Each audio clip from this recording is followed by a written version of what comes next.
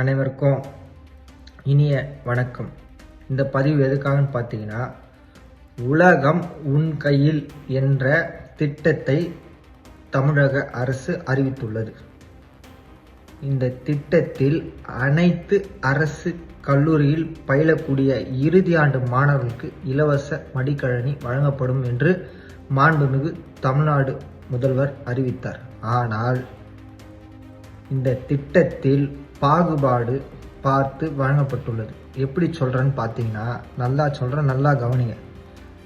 அரசு சட்ட கல்லூரியில் தமிழகம் முழுவதும் சுமார் 16 கல்லூரிகள் இயங்கிக் கொண்டு வருகிறது.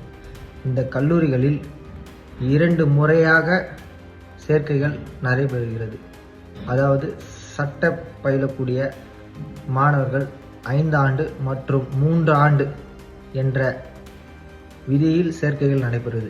இதில் 5 ஆண்டு படிக்கக்கூடிய மாணவர்களுக்கு மடிக்கணினி வழங்கப்பட்டுள்ளது. ஆனால் 3 ஆண்டு சட்ட படிப்பை பயிலக்கூடிய மாணவர்களுக்கு, இறுதி ஆண்டு மாணவர்களுக்கு இலவச மடிக்கணினி வழங்கப்படவில்லை.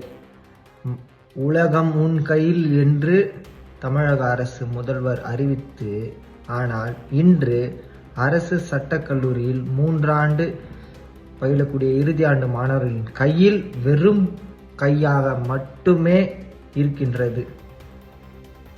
மக்களை வஞ்சித்தார், அரசு ஊழியர்களை வஞ்சித்தார், அனைவரையும் வஞ்சித்து போராட்ட களத்தில் தமிழகம் இன்று திகழ்ந்து கொண்டு வருகிறது. அன்றாடம் நாம் அதனை ஊடக வழியாக தெரிந்து கொள்வோம். ஆனால் இன்று அரசு சட்டக்கல்லூரி 3 ஆண்டு பயிலக்கூடிய மாணவர்களும் போராட்ட களத்தில் இறங்கிவிட்டார்கள்.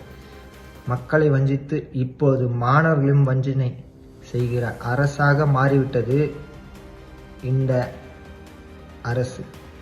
ஏன் இத்தகைய பாகுபாடு என்று எங்களுக்கு தெரியவில்லை, புரியவில்லை.